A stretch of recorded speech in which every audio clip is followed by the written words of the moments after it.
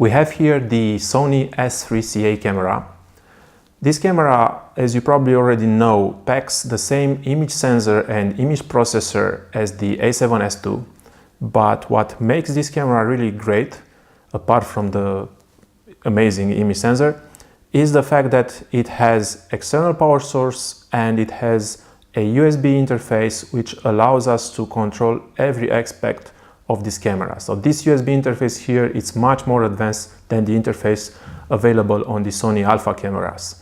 And these two aspects make this camera one of the best solutions for aerial videography or projects where you want to have a camera installed somewhere remotely, so you don't actually have the camera in your hands, because this camera has absolutely no buttons on it. So all it has is the camera release, the lens release button, and some connectors on one side, and that's it. This camera was made available to us by Jack Delph from BBC. We had it for a few days with the purpose of implementing support for it in our Intelli-G device. And Jack will be using this combo to shoot a new wildlife documentary for BBC. This is not the first time that our device was used in such a high-level production, and we are very proud to be part of such productions. Some of them will very soon come out, and we can hardly wait to see them. So what you'll see next is just a preliminary implementation made especially for this BBC project, and hopefully in the next months we will be able to also release a version which will be available for everyone. This is our remote controller. For those of you who are not familiar with Intelli-G, the RC here connects to a receiver which is attached to our device. So this is how these two communicate. And further, the Intelli-G device is connected to the camera through this USB cable. This right now has a micro USB connector on each end, and the Intelli-G device is now the host, and it acts as if the camera was connected to a PC. And let's see how it works. We have here a 6-position switch, which is one of the reasons we love this controller. And it is now set on position 1. We can see here, if I move this through its positions, we can see the color changing, which indicates the current function. The first function is aperture, and if we rotate this knob and bring it back to middle, you get the aperture changing. Second position is shutter speed. Third one is ISO, which is probably the most common setting you would want to use when adjusting exposure during shooting.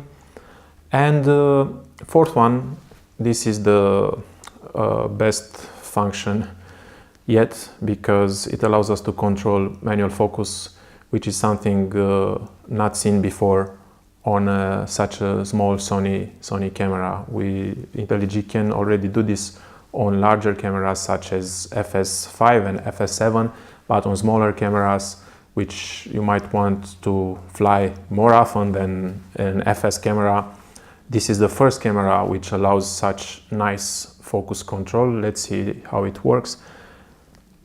Let's pull the focus further. It was on the boxes. It is now moving to the chair. Let's bring it back. And if I go to the next function, which is zoom, although this is a prime lens, I can use the zoom function to zoom in to use it as a focus magnifier. And if I go back to focus now, I can adjust the focus perfectly. And let's play a bit more with it. Put it back on the chair and back on the box. You can see it's very smooth, and we're happy to see Sony adding such functionality hopefully this functionality will also make it into the Alpha series, in the new Alpha models that will come out maybe in the A7S3.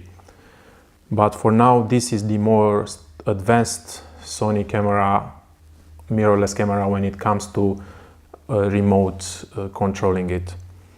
As we said, this is just a preliminary implementation. We intend to add more functionalities to it when we will be able to have it again, because tomorrow we'll have to send it away.